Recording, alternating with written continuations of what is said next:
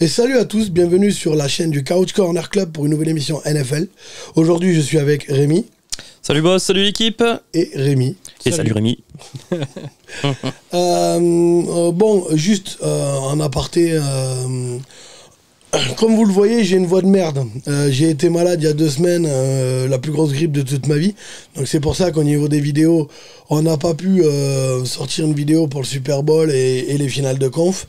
On s'en excuse, on est vraiment désolé. Comme vous le voyez à ma voix, c'était il y a 2 semaines, et regardez l'état de ma voix encore, donc imaginez le bordel que c'était à ce moment-là. Donc on s'excuse. De toute façon, là, normalement, il devrait y avoir quand même des émissions NFL toutes les semaines ou toutes les 2 semaines jusqu'à la reprise de la saison en septembre. Donc vous inquiétez pas, la NFL continue sur la chaîne. La semaine prochaine, on tourne l'émission, on reprend la NBA un peu plus intensément. Ce qui est un euphémisme, un peu plus intensément, parce qu'on avait complètement, pendant la saison NFL, on avait complètement lâché. Donc on reprend la saison NBA, les vidéos NBA avec Rémi et Julien dès la semaine prochaine. On tourne vendredi. Vendredi soir, oui. Donc voilà, mais vous aurez des émissions NFL et des émissions NBA sur la chaîne. Là, on va vous faire une émission de débrief, du coup, parce qu'on n'a pas pu le faire, des finales de conf. Débrief, on va en parler un peu, parce que je pense que bon, c'était pour vous, c'est du passé. Voilà. Mais on va en parler un peu, le Super Bowl, et on va vous faire une émission bonus, où on va répondre aux questions des viewers que vous nous avez posées sur Instagram et Facebook, les résultats du sondage, et revenir sur les faits. Et on va faire le sujet de l'autre émission, ce sera nos 3 faits marquants de la saison. On vous a demandé sur Instagram vos faits marquants, donc on a votre liste, on a la nôtre, et on fera une émission comme ça tout à l'heure. Donc elles sortiront peut-être pas le même jour cette fois-ci, peut-être qu'à quelques jours d'intervalle, donc voilà. Et encore un grand merci pour vos réponses, pour vos commentaires. C'est ça. Et merci d'être abonné, merci d'être là. N'oubliez pas de mettre la cloche pour être informé de toutes nos vidéos. Parce que bon, pendant la saison, vous saviez à peu près quand est-ce que ça va sortir. Là, honnêtement, nous, on ne sait pas du tout. Il n'y a plus de timing de la NFL. Donc ça va sortir un peu n'importe quand. Donc mettez la cloche, activez la cloche pour être informé de nos prochaines vidéos. Et voilà. Donc tout de suite, générique. Bon alors mon petit Rémi, on commence par quoi? Eh ben on va commencer par l'ordre chronologique des matchs. Donc c'était d'abord le Kansas City Chiefs Cincinnati Bengals. Donc victoire 27-24 des Bengals face aux Chiefs. Moi ce que je retiens de ce match, c'est le gros comeback des Bengals. La remontada. Voilà, grosse remontada, ils étaient menés 21-3 quand même, hein. 21-3. Ça se termine sur un coup de pied gagnant de Evan McPherson, la machine. Le rookie il les a posés sur la table, mais sévère, hein. Le nouveau Justin Tucker. C'est ça, comme le dirait Monclar, il est sévèrement burné le garçon. C'est ça. Donc le short habité, mais là voilà. Il n'a pas un short. C'est ça. Qu'est-ce que je retiens de ce match? J'ai noté les stats. Patrick Mahomes c'est du 26 sur 39, 275 yards, 3 TD mais 2 interceptions. Joe Burrow lui fait du 23 sur 38, 250 yards, 2 TD, 1 interception. Donc moi ce que je retiens vraiment de ce match, c'est l'énorme choke. Après le 21-3, Casey n'arrivait plus à mettre un pied devant l'autre. C'était terrible. Dans la mi-temps, la deuxième. C'est ça. C'est ça. Et 3 points, pas un TD. Ils ont juste mis 3 points grâce à Butker. Ils n'arrivaient plus à attaquer, tout simplement.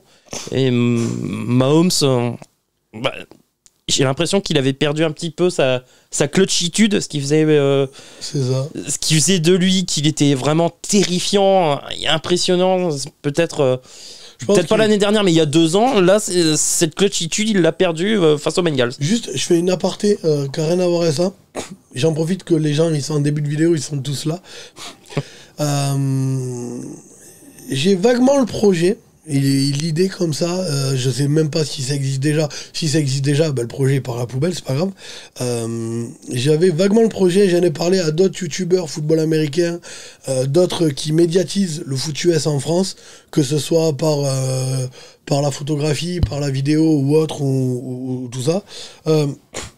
D'éventuellement créer un espèce de festival mais dédié au foot US, pas un festival mais en gros un week-end de 3-4 jours chaque été à la même période où on réunirait tous les fans de football américain Alors ça fait du monde, mais je pense pas que tous les fans vont venir, de toute façon. Donc, en gros, un festival, voilà, mais vraiment dédié au foot US sur 4 jours avec des activités, ce genre de choses, des barbecues et tout ça. Oui. Moi, juste une question. Si jamais t'as les fans des Ravens qui se pointent, tu me dis, hein, parce que j'apporte toutes mes protections. Hein. Y a pas de problème, tout le monde sera le bienvenu. C'est une idée comme ça, jetée en l'air. Je me suis dit qu'il fallait un événement fédérateur, on va dire. Et le but, c'est de demander à chaque club d'envoyer en gros des ambassadeurs. Donc le top ce serait un mec, une meuf, et que en gros après il y a une espèce de tournoi, de concours, faut voir comment, enfin c'est une idée vraiment comme ça jetée en l'air. Et après on remettrait le trophée à chaque vainqueur et chaque année quoi, et en gros tous les clubs du coup auraient ses représentants à cet événement là. Le but c'est d'en faire vraiment un très très gros truc. Donc peut-être que c'est trop ambitieux, peut-être que peut-être que je me la tripote. C'est l'idée, c'est le but, c'est de faire connaître le football américain, de voir avec des sponsors pour financer cet événement, tout ça, à des radios, tout ça. Enfin, bon bref, pour essayer de faire connaître le foot US et les clubs de foot US en France, de montrer à chaque personne qui écoutera à la radio ou autre ou dans les journaux qui verront l'événement, se dire ah il y a un club près de chez moi, je peux peut-être aller jouer. Donc c'est une idée comme ça. J'en ai parlé, comme je vous dis, à d'autres personnes qui médiatisent le football américain en France. L'idée fait son bonhomme de chemin pour l'instant. De toute façon, si ça se fait, ce serait aux alentours de l'été 2023. Donc il y a le temps de mettre en place le truc. Mais dites-nous en commentaire ce que vous en pensez. Est-ce que c'est une bonne chose? Est-ce que ça vous intéresse? Enfin voilà, c'est juste une idée comme ça. Bref, on revient au sujet de la vidéo. On revient au match. Donc moi j'ai donné mon avis. Je sais pas ce que vous avez pensé de ce match. Chiefs-Bengals. Moi, ce qui m'a marqué, c'est. Tu vois, t'as le début du match où les Bengals se font casser la gueule, ils arrivent à rien faire. Casey archi dominant. Ouais. Voilà, et tu reviens, et puis en fait, ça m'a fait tilt quand je les ai vus se mettre en position. Ah ouais. Je sais pas si t'as vu au premier snap, les Bengals, ils se foutent en position de façon complètement synchrone. Et là, j'ai dit, les mecs, je sais pas ce qui s'est passé dans les vestiaires, mais à mon avis, c'est plus la même team. Ah ouais? Ouais. Putain, ça m'a pas choqué. Moi. Après, le fait qu'ils arrivent pas à marquer juste avant la mi-temps, ça peut-être, c'est le momentum dans ce sport. Et le fait de rentrer sur un mi-temps avec le fait que tu n'arrives pas à marquer, que ça passe pas. Pour moi, d'ailleurs, c'est ce qui s'est passé sur ce drive-là. Pour moi, ils se voyaient trop grand, trop fort. Je pense que quand ils se sont dit on affronte les Bengals en finale de conf, ils se sont dit c'est bon, on est au Super Bowl. Bah non, il y a une équipe en face. Ouais, donc moi je pense qu'il y a l'histoire du momentum. Clairement, je pense qu'ils se voyaient trop grands, trop forts. Je pense que les Bengals, eux, pour le coup, n'avaient rien à perdre. Et quand t'as rien à perdre, bah, c'est plus facile de jouer en fait. Parce que honnêtement, les Bengals, ils auraient perdu en finale de conf. On leur aurait déjà dit que c'est une très belle saison. Ah oui, la saison était d'ores et déjà réussie, hein, de toute façon. C'est ça. Donc quand t'as plus rien à perdre, tu joues. Plus comme t'as envie, tu vois, enfin, tu tentes des trucs et puis moi je pense que je pense pas forcément que les Bengals ont gagné parce qu'ils étaient plus forts, je pense surtout que c'est les Chiefs qui ont perdu parce qu'ils se voyaient trop forts. Ouais, c'est pas impossible. Andy Reid l'a reconnu, hein, d'ailleurs, tu as parlé sur le dernier drive avant la mi-temps, c'est un drive qui est mené par Casey et Andy Reid a préféré prendre des risques plutôt que de taper et botter pour les 3 points quoi. Et à l'arrivée, score final, il y a 3 points d'écart. Donc voilà. Hein. Et quand il y a la prolongation, on sait que Casey. Voilà. Demandez aux Bills, ils en gardent un très bon souvenir. Donc Cincinnati en finale. Donc rendez-vous au SoFi Stadium, rendez-vous qui a été pris face aux Rams qui ont battu les Chiefs dans leur finale de conférence sur le score de 20-17. Ils n'ont pas battu les Chiefs. Pas les Chiefs, je dis des bêtises, les 49ers. Oui, j'ai mis Chiefs. Pardon, une excuse. Merci Jimmy G. Ouais. Oui. Ouais. Après, Jimmy G, moi j'ai l'impression que en fait, la théorie va être la même. J'ai l'impression que la ligne défensive des Rams a augmenté sa pression sur la seconde mi-temps à la fois contre les Niners et à la fois contre les Bengals. Mais bon, qu'est-ce que j'ai noté dans la chronologie de ce match? J'ai mis que les Rams ont été les premiers à allumer la mèche par Cooper Kupp avant l'égalisation de Deebo Samuel. Puis avantage donné pour les Niners par George Kittle. Kupp égalise et Matt Gay redonnera l'avantage à LA. Le dernier drive se ponctue par justement un sac d'Aaron Donald sur Jimmy G. C'est même pas le sac, le problème c'est l'interception. Oui, il y a aussi l'interception. Mais sur la 4e tentative, il prend un sac, il nous fait une Carson Wentz et interception. Ouais. Alors bon, c'est une 4e ou une 3e? Non, c'est. Enfin, moi, le sac, je sais que le sac de Donald, quand il arrive à prendre les pieds de Jimmy G, c'est sur une 4ème. C'est une 4ème. Ouais. Oui, donc l'interception. Ouais. Sur les stats, Stafford fait du 31 sur 45, 337 yards, 2 TD, une interception. Jimmy G fait 16 sur 30, 232 yards, 2 TD, une interception. C'est pas un match raté, mais bon, c'est pas non plus un match réussi. Mais d'ailleurs, ils l'ont coupé. Moi, je suis sûr qu'il va rebondir dans une autre franchise parce que c'est un QB, c'est un Carson Wentz. Et un Carson Wentz, quand tu vois Tagovailoa ou que tu vois Lamar Jackson, ou tu te dis que bon, mais des Carson Wentz ou des Garoppolo, t'en as besoin, tu vois. Parce que là, on va me taper dessus. C'est pas un mec qui fait perdre des matchs, mais c'est pas un mec qui en fait gagner non plus. C'est ça le problème. Mais au moins, tu les fais pas perdre. C'est ça. Donc, en QB transition, il peut faire le taf. Voilà. Et d'ailleurs, c'est la transition qu'il a fait là pour Trey Lance. Pourquoi peut-être aux Buccaneers? Non, là, pour Trey Lance. Non, mais pour un rebond pour Garoppolo, je veux dire. Bah, je sais pas ce qu'il vaut, le gamin qu'ils ont, les Bucks. Ouais, je me rappelle plus de son blaze. Non, je sais pas ce qu'il vaut. Donc. Non, mais après, il retrouvera ailleurs. Il y a des rumeurs qu'il envoie à Pittsburgh. Enfin bon, on verra, tu vois. Ouais, je préfère toujours lui à Mason Rudolph. Non, mais c'est ça. Donc, si t'as le choix entre Mason Rudolph, Dwayne Haskins ou Garoppolo, bon. Alors, Garoppolo, c'est pas ouf, mais je préfère Garoppolo. Ouais, moi aussi. Le problème, c'est toujours pareil. Hein, à Pittsburgh, bon, c'est aparté. Mais si tu te Smith Schuster, Reed Barr et que tu te retrouves avec Chase Claypool qui fait la même saison, Garoppolo, le pauvre. Kansas City fait les yeux doux à Juju Smith et vice versa. Hein. Donc, moi je le prendrais pas, mais bon, chacun son truc. Donc, ouais, non, mais de toute façon, les 49ers, c'est pareil. Ils se qualifient in extremis en prolongation contre les Rams. Et ils se font éliminer finalement en finale de conf contre les Rams. Donc, au moment où ils jouent la finale de conf, leur saison est déjà belle. Oui. Donc bon, c'est la même chose que Cincinnati, sauf que ça tombe du mauvais côté. Sachant que pour les Niners, ils n'ont pas été épargnés non plus par les blessures tout au long de l'année, oui. Notamment au poste de running back, ce qui est pourtant un point essentiel. Elijah Mitchell a fait le taf. Hein. Oui, il a fait le taf, mais bon, c'est pas le coureur numéro 1 à la base, normalement. Maintenant, moi je prends notre grand blessé. Hein. Qui, Mostert? Ah ouais. Ah non, bah moi, c'était un vrai playmaker. Je sais pas ce que t'en penses, toi. Non, j'ai pas d'avis, je le connais pas. Non, si Mostert il revient et que l'autre Shannon lui redonne le numéro 1, moi je suis Elijah Mitchell, je dis les gars, je me casse. Enfin, après, il faut voir les contrats. Il faut voir les contrats. Mais moi je me casse parce qu'à mon avis, t'as un paquet de franchises qui aimeraient l'avoir. Hein. Oui, c'est possible. Même Miami, parce que bon, l'autre il fait pas le taf. C'est Gaskin. Enfin, il y a plein de franchises. Alors, tu me diras, les Ravens vont récupérer J.K. Dobbins. Mais il y a plein de franchises qui aimeraient Elijah Mitchell. Hein. Oui, non, mais c'est sûr. Bon, après, Elijah Mitchell marche aussi beaucoup sur le fait que Deebo Samuel joue running back aussi. Bah, c'est tout le système qui joue pour les running backs. C'est le système de running back qui est pas écran. Hein. C'est ce qui va de plus en plus dans le championnat. De toute façon, les running backs sont de plus en plus interchangeables en fait. Exactement. C'est pas inutile, mais il y a très peu de running backs qui peuvent justifier leur position. C'est ça. Donc souvent, d'ailleurs, je crois que Cam Akers s'y touche quasiment rien. Il y avait les salaires qui étaient tombés des running backs qui ont gagné le Super Bowl ces dernières années. Ouais, ils sont tous en dessous de 4 millions. Quoi. Oui, mais Cam Akers, il est pas ouf.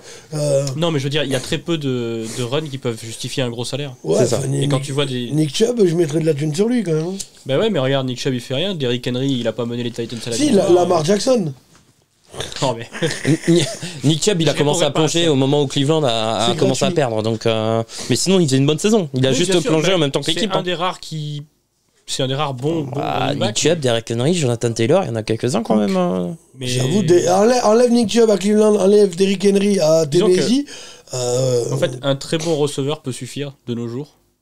Mais un très bon running back, c'est irremplaçable.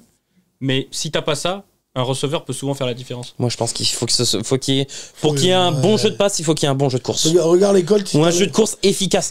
Là, je donnerai la stat d'ailleurs sur les Rams tout à l'heure.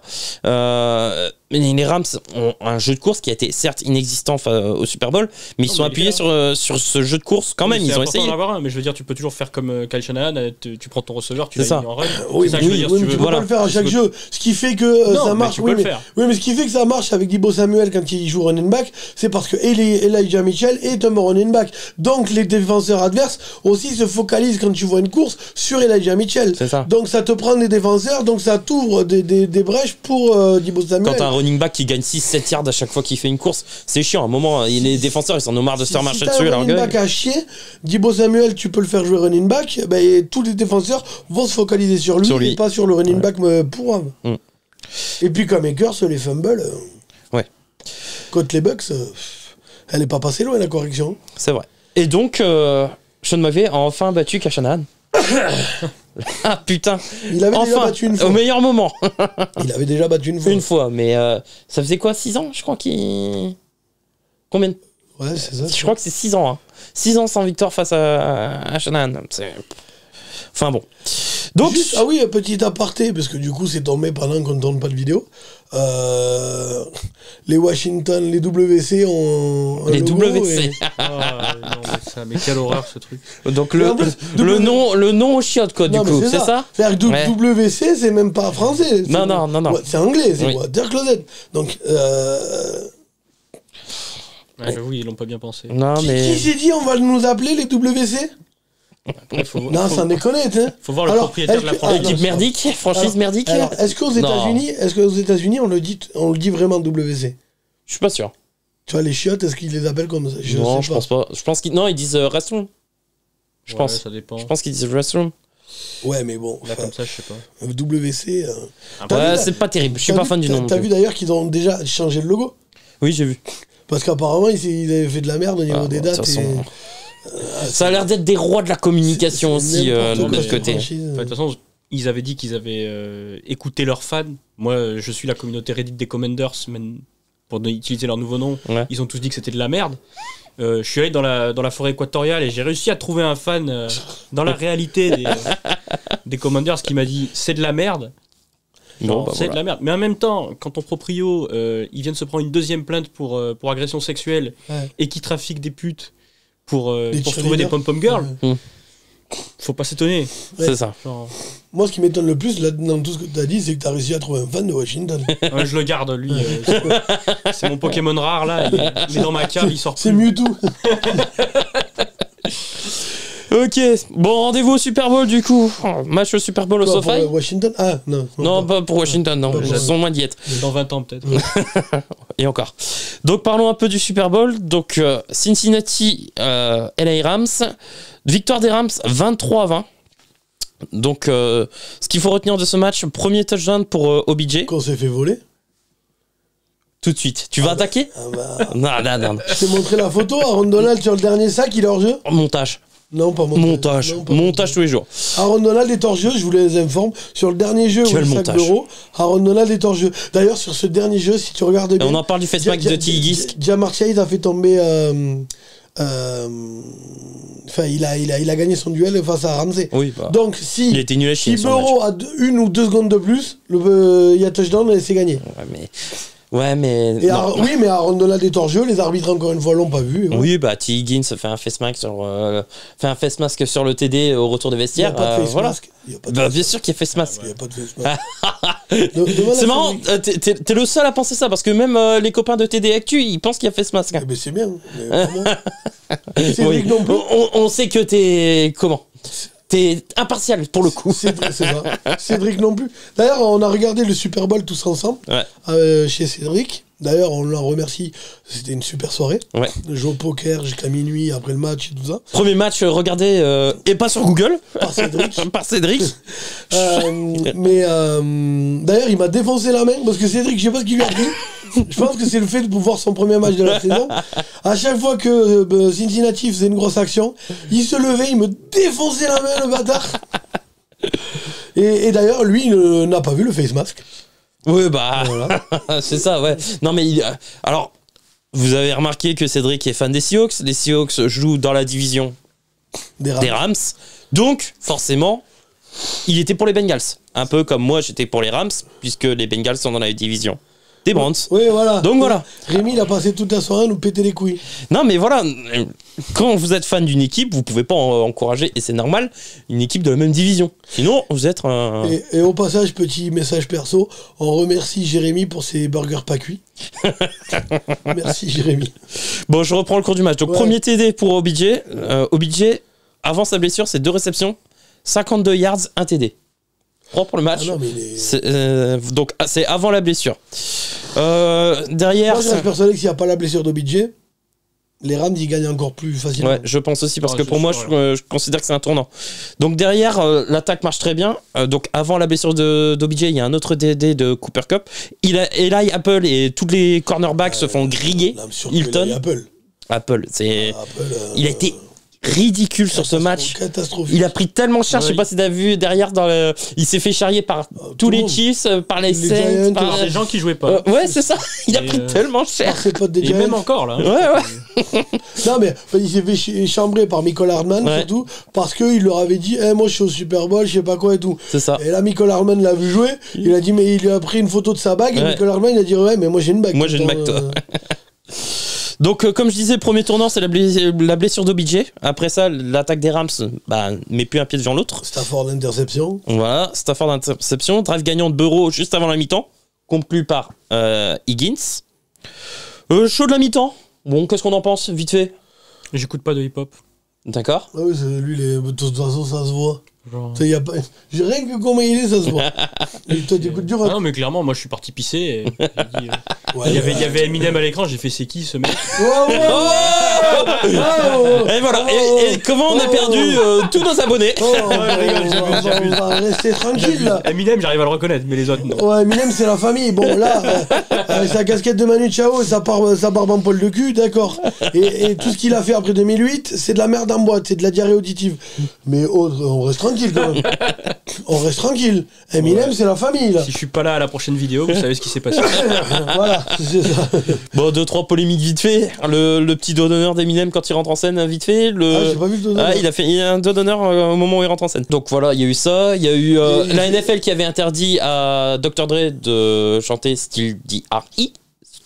Mais d'ailleurs, ce qui a été fait. Il y a un morceau, dans le morceau, il redit je déteste toujours la police. Voilà. Voilà.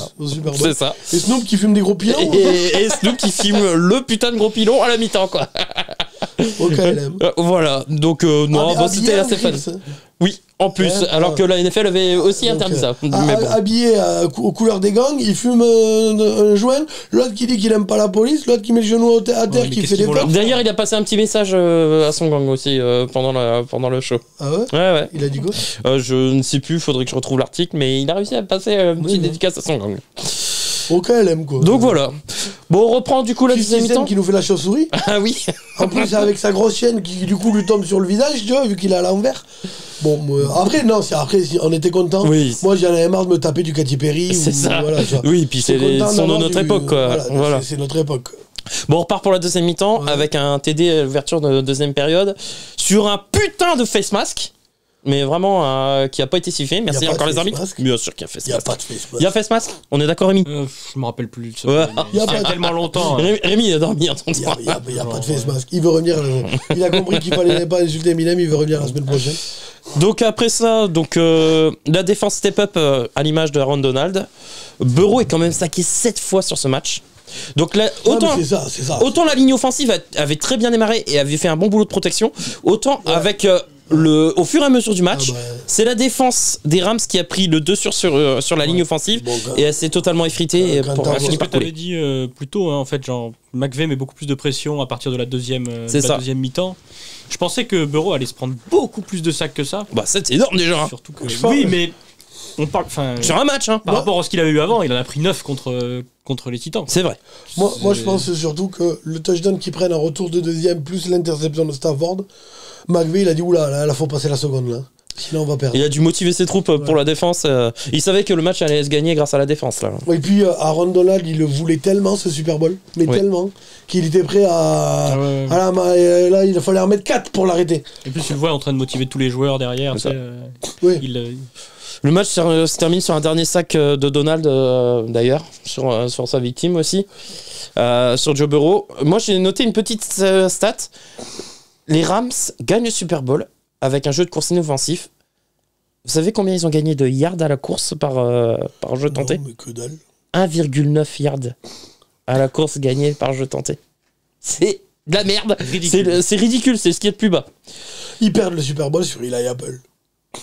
Ouais, pour moi, il y a Eli Apple qui est dégueulasse et la ligne offensive de Burrow qui s'écroule, mais physiquement face à la pression des Rams en seconde Mais de mi-temps. toute façon, là, Mais c'est d'abord pour moi les corners qui sont responsables de cette c'est ce que je défaite. disais dans la dernière vidéo. Moi, je suis les Bengals. Je sélectionne que des O-line et je fais un Koh-Lanta. Ouais, fallait chercher quand même un corner. Je prends les 30 O-line disponibles que je peux, tu vois, que ce soit à la draft, free agency, machin, je prends tout le monde, je le fais un camp d'été et je fais un Koh-Lanta à la fin, tu vois, pour qu'il m'en reste. Non, mais je suis d'accord. Parce que là, c'est le. Et si. Mais je vais chercher un autre cornerback que Eli Apple. Moi, quand j'ai vu Burrow à ce match-là et tous les autres, contre Tennessee et tout ça, moi, j'ai vu quelqu'un. J'ai vu Andrew Luck. Ouais. Et un talent comme ça, quand tu vois Andrew Luck, le talent que c'était, le gâchis que ça a été à cause de sa ligne, ce qui est con, d'ailleurs, parce qu'il arrête le jour où il a une ligne. Où là, il y a une bonne ligne. Ouais, ça, voilà. con. Ça, Et maintenant, il n'y a plus de QB. c'est vrai. Il y a une bonne ligne, des receveurs plutôt corrects, un très bon running back, mais il n'y a plus de QB. Andrew Luck, il gagnerait le Super Bowl aujourd'hui. C'est ça. Ça fait chier. C'est quoi. ça. Mais bon, bref, Burrow, c'est la même chose. Protège-le. Protège-le. Et si Burrow, en plus, Burrow, vu le talent que c'est, avec Jamar Chase, T. Higgins, Uzuma. Tyler Boyd. Attention, Tyler Boyd. Uzuma est free agent. Oui, mais ce que je veux dire, c'est que tu lui donnes une ligne qui tient la route, mais l'année prochaine, il retourne au Super Bowl. Ouais.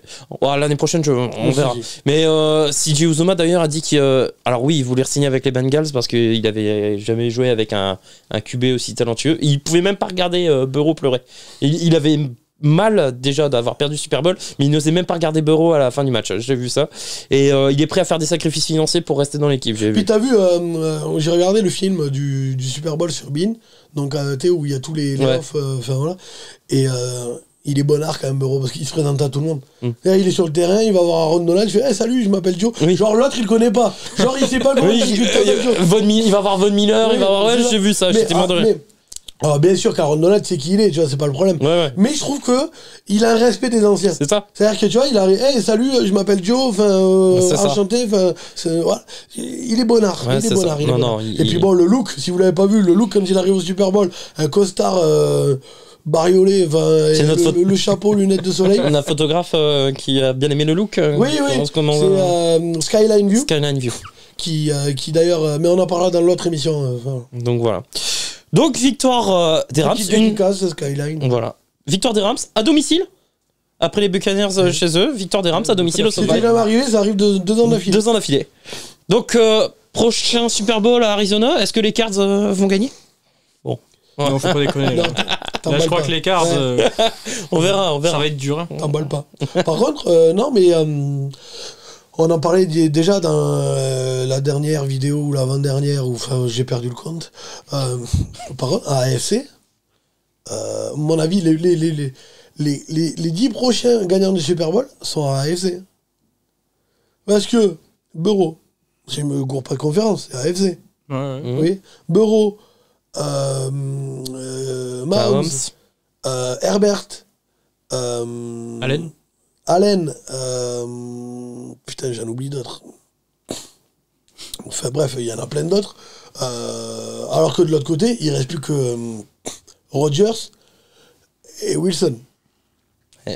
Ouais. C'est pas impossible. Hein. Faudra voir. Franchement, moi je pense que sur le long terme, la finale de... Tu sais, c'est comme en NBA.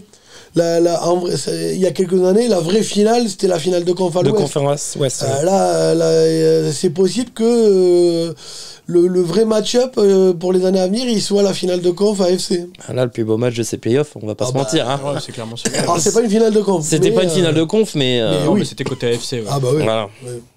Donc, on en reviendra après. Et moi, j'ai envie de... Là, pour les prochaines années, faut quand même calculer que pour les prochaines années en playoff, on va se retrouver avec des match-up.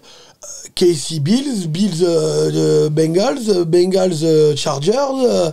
Ouais, non, mais... Il y a moyen de se taper des putains de gros matchs. Des super matchs. Non, j'avoue. Peut-être même les Patriots d'ailleurs. Oui, Mac Jones. Avec Mac Jones. Oui, Mac Mac Jones. Voilà quoi. Ouais. Donc je mets pas Tago. Hein. Ah bon Je mets pas Lamar. Non plus.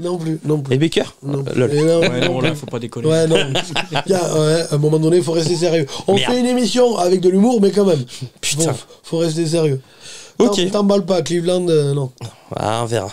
J'ai des motifs d'espoir quand Du même. coup, on a fini l'émission. Oui, on a tout débriefé. Je sais pas si vous avez quelque chose à rajouter sur le Juste, Super Bowl. ouais, non, mais juste, je m'adresse aux viewers. Là, on débriefe celle-là. Honnêtement, on s'est même tâté à ce qu'on devait le faire vu que c'est du passé.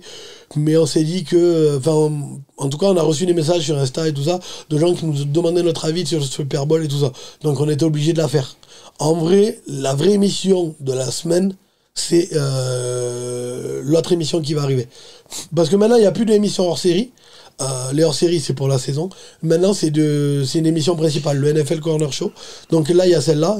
Et on vous en sort une autre, on vous fait un double header. Cette semaine, il y en aura la deuxième. C'est la deuxième surtout qu'il faut regarder. Moi, juste une petite question quand même pour clôturer. Le trophée de MVP, vous remettez à Cooper Cup? MVP de l'année? Non, du Super Bowl. Moi, je l'aurais mis à... C'est compliqué, hein. Ouais, C'est très compliqué. Franchement, que tu le remettes à Cup ou Donald. Il paraît que, par contre, le public a sifflé dans le stade quand il l'a remis à Cooper Cup. Le public voulait Aaron Donald. Ce qui est dommage parce que Cup fait quand même un super match avec 2 TD. Oui, mais le public voulait Aaron Donald. Eh oui, non, mais je peux comprendre. C'est peut-être plus subtil, tu sais, genre pour de se rendre compte du travail que Donald a fait. Pardon, pas Donald. Cup. Du travail que Cup a fait. Bon, après, mais de Toyota. Je me rappelle aussi qu'il convertit une 4ème et 1 au bout d'un moment, et que lorsque les Rams sont vraiment pas bien. Temps, genre, ce mec, il est vraiment excellent. Moi, honnêtement, c'est pour ça que je trouvais ça. J'ai vu, comme tu dis, que le public voulait Aaron Donald. Moi, franchement, Cooper Cup, c'est pas un scandale qu'il est. Hein. Moi, ça me va. Après, moi, je suis pas objectif parce que je tourne assez en receveur ou DB, donc je me sens plus concerné par ça. Par ça, ouais. Que par en live. Et voilà. Enfin. Il y a sa routine d'entraînement sur YouTube à Cooper Cup. Si vous êtes intéressé, allez voir ça, c'est génial. Hein. Ouais. C'est un génie ce mec. D'ailleurs, il y avait un jeune, je sais plus comment tu t'appelles, je suis désolé, j'ai perdu ton prénom, qui nous avait demandé s'il voulait il était vraiment jeune, je crois qu'il a 14-15 ans. Je suis désolé, j'essaierai de retrouver ton prénom pour une prochaine vidéo. Qui nous avait envoyé un message en disant que voilà, il voulait passer pro, il espérait un jour passer pro et qu'il voulait des méthodes d'entraînement, tout ça. Donc, justement, on peut lui en parler. Sur YouTube, tu as la routine d'entraînement de Cup, tout ça. Voilà, c'est en anglais. Oui, mais tu vois les skills. Oui. Voilà. Donc, tu as sur YouTube les pros de la NFL qui montrent un peu certaines méthodes d'entraînement. Et à mon avis, ce sera plus intéressant pour toi que nous, ce qu'on peut te dire. Après, moi, j'ai pas le contexte. Je sais pas, il est du coin ou Non, c'est un jeune. Moi, ce que je te dirais, c'est genre, tu vas dans un club tout de suite, tu essaies de t'entraîner. Et surtout, il a un club, hein, je crois. Il faut qu'ils se mettent physiquement en forme. Parce que c'est le premier truc qu'ils vont. En France, ce qui se passe souvent, c'est que tu vas au Canada. Ouais. Donc tu vas dans un cégep et là, le premier truc qu'ils vont vérifier, c'est est-ce que tu es en forme. Donc tu as une espèce de test d'aptitude. Ouais. Si tu le passes pas, t'es cramé, tu fais rien. Ouais. Et tant que tu le passes pas... En fait, c'est beaucoup de muscu, beaucoup de cardio, tout ça. Faut vraiment que tu sois... Ça, et puis après, la NFL, elle aime les athlètes. Pour devenir professionnel, c'est vraiment des athlètes... c'est absolument nécessaire, de toute façon. C'est ça. C'est ça. Et puis, les Français commencent à s'exporter. Je pense à Mba, qui va jouer pour Auburn, si je dis pas de bêtises. Auburn. Ouais, en université. D'ailleurs, ça a des conséquences à la NFL aussi. Il y a un de nos pics. Je vais me tirer une balle, hein, mais voilà, les Vikings, ils ont drafté un O-line cette année qui n'a pas joué parce qu'en fait, il est trop gros. Ouais. Il n'arrive plus à bouger. Oui, il a passé l'année à s'entraîner et à faire du physique, quoi, parce qu'il n'y avait que ça. Hashtag Zion. Peut-être pas quand même. S'il te plaît. Zion, il peut plus jouer. Pour l'instant, non. À cause des. Ouais, mais il paraît qu'il a encore pris du poids. Ouais. Le mec, il fait que bouffer. À un moment donné, arrête, quoi. Un jour, il va nous faire un dunk, le mec, et t'as le genou, il va faire clac, mon gars. Parce que quand tu sautes aussi haut et que tu fais 150 kilos, quand tu redescends, les genoux, ils sentent passer. Hein. Je suis pas optimiste. C'est un autre débat. C'est un autre débat. C'est la NBA. C'est la NBA, d'ailleurs, qui revient la semaine prochaine. Petit teasing, on est professionnel. Voilà. On aura peut-être un débat sur Zion, qui sait. Donc voilà, moi, c'est tout pour le Super Bowl. Je pense avoir été complet. Et ben voilà, ça sonne. Sur ce, on se retrouve dans 2 ou 3 jours. Donc pour vous, nous on tourne, on va faire la prochaine en suivant. Mais pour vous, il y a cette vidéo-là. Et je pense que dans 2 ou 3 jours, il y aura la prochaine. On va essayer de faire comme ça. C'est pas des hors-séries, c'est des NFL Corner Show. Donc on se retrouve dans 3 jours, ou peut-être moins, ou peut-être plus. Vous verrez bien, activez la cloche. Comme ça, vous serez informé de quand est-ce que la vidéo elle sort. Sur ce, c'est tout. Oui, c'est tout. Bon, et bien merci. Sport, fun and trash talk, c'était le Couch Corner Club. Ciao, ciao. Salut l'équipe. Tu dis pas au revoir. Non, je suis mal poli. Ciao.